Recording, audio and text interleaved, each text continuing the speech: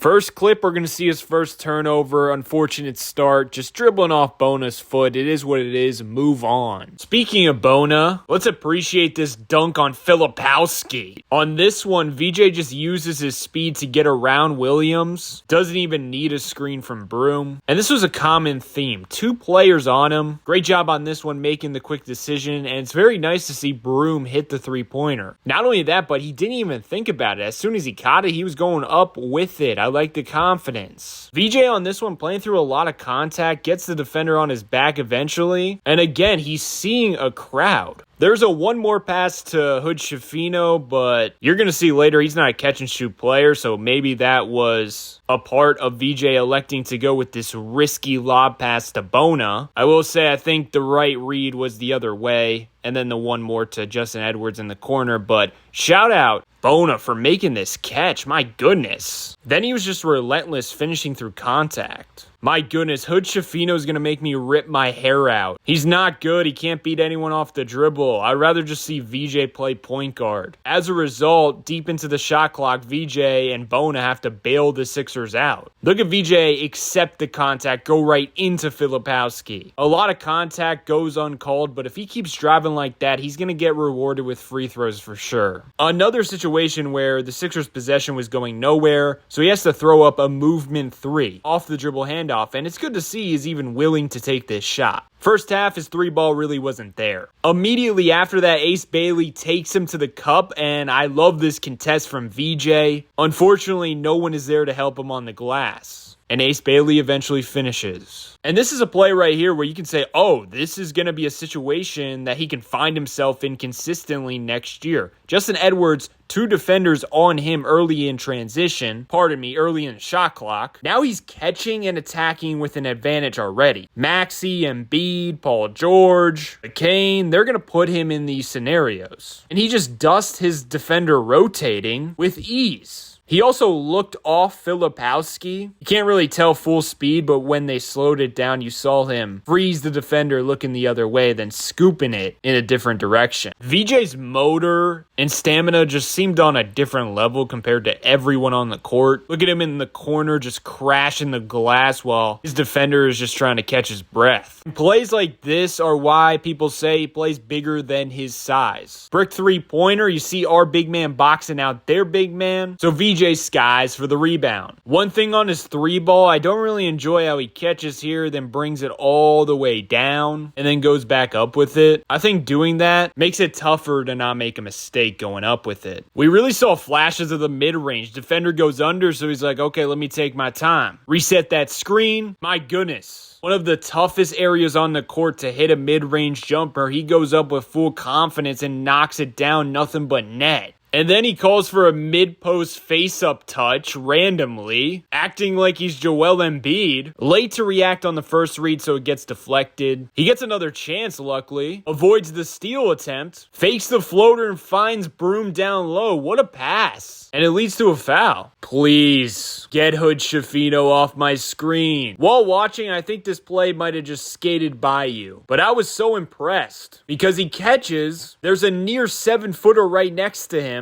One dribble, and I mean in 0.1 seconds it feels like he's right at the rim. Are you kidding me? That block attempt had no chance. It's so refreshing to have this type of athlete on the team. Once again, this is what he was dealing with all night long. Pushing the pace, a wicked crossover, but then his space is taken. But another quick decision. That should be a 3-point splash. And then this is just ridiculous. Grabs the rebound. He's faster than everyone on the court and slams it home. Another play where you see guys on the court trying to catch their breath. Meanwhile, VJ is activating that next gear. He was getting pressured like this all night long. Does a nice job working through the contact. At this point, he can do a little sidestep into the midi, but he elects to take another dribble, and now he's double-teamed, but he does make the right pass to Bona, just an unfortunate miss. Finally, he gets a 3-ball to go. Couple possessions later, we got a heat check from him. Gets wide open off a double screen, so he pulls off the dribble from 3. Brick, but once again, I'm just happy he has the confidence to take that shot. The 3-ball is definitely going to be a work in progress. But the hustle and motor is there. Edwards taking the midi. Look at him on the perimeter. Everyone's at a standstill. He dives hard, jumps in the air, contorts his body to grab it in, and now they have an extra possession. I love this play right here. Every time he's been going to the basket, he's been, elevating to the rim, kind of out of control. So the defender is thinking about that, and this jump stop, regather, because of that works so well. That's a high IQ adjustment mid-game, baby. Where did this come from? He's working off the pick and roll in such a tight space. Off the dribble on his strong side? Contest in front of him, contest to his side? Another rhyme? Nothing but net. And look at the high release. My goodness, his shot is so reminiscent of Anthony Edwards. It's crazy. I love Broom already because you could tell he was looking for VJ when he had the hot hand. One of the only things Jaden Springer does well is defense, and he fights through the screen here. But again, VJ uses the over-aggressiveness to his advantage. Stop on a dime, up fake. Springer absolutely sells out for it. Still gets a contest, but it doesn't matter. Nothing but net. Obviously, with VJ's athleticism and speed, he's going to be out of control as a youngster. But my goodness, the mid-range reps we saw from him, he was playing at his own pace. And something that I love is, you guys know how I made that workout video. We saw a lot of that tonight. So that tells me he can take what he practices off the court and do it on the court in-game real action. Some players don't have the capability of doing that. Another play where he gets to the loose ball first. And let me tell you, for a guy who is supposed to be limited on ball as a creator, that's what they said, he really can process the court pretty quickly. Comes off the screen, sees the cutting hood Shafino, and immediately knows he's the open man. He's looking to get him the rock as he cuts around Bona. But immediately when Bona's man switches because he's staring right at hood Shafino, he audibles and throws it to Bona. You can make a case he was eyeing down hood Shafino on purpose to open up Bona. But either way, tonight he showed a lot of quick decisions, passing-wise. Another play where he's just a better athlete than every single player on the court. He's going to be so good in transition. And as you guys know, I've been complaining. The Sixers feel like one of the worst transition teams of all time lately. It's great to see him go against Springer. I mean, this is elite defense, and he still finds a way to get the shot off. That means more to me right now considering how young he is. With the way he was described in scouting reports, I was thinking that type of aggressiveness and physicality could really hinder him, and he would just end up passing the rock. Misses badly. He could care less because he's making a play on the other end of the floor. He's got that short-term memory, it seems. Then he takes a little breather running down the court, and as soon as he gets the rock, he's exploding to the basket. I mean, he was relentless getting downhill tonight. The defense had to be annoyed about him tonight because he was just looking to attack 24/7 in every single scenario, half court, transition. It didn't matter. When VJ had the basketball, he was a threat to get to the rim, and the defense had to keep that in mind 24/7. Let me paint the picture for you on this one. I think the coach took him out in crunch time because he really played VJ a lot throughout the game. Mostly because the Sixers were terrible without him on the court. So finally he comes back in, but there's only 1 minute remaining. He was resting for like 3+ minutes, and now it's a do or die possession. Great screen from Bona. Gets the defender thinking with the in and out dribble. That defender thinks he's going for the layup. Psych, stop on a dime, ball fake. Turn the other way into the midi. Are you kidding me? Again, they go to him down the stretch. And if you play him like this, he's just going to breeze by you with ease. And as I said earlier in the video, if you drive like that, the refs are eventually going to call the whistle, and there he gets the foul. Unfortunately, he went 1 of 2, and unfortunately, the Sixers went away from him in crunch time until this 3-pointer. But my goodness, what a debut for VJ Edgecombe. Easily was the best player on the basketball floor tonight. I am beyond impressed. What a game. And that was a physical game. And a lot of guards on the Sixers just looked unplayable. Multiple guys with NBA experience were out there.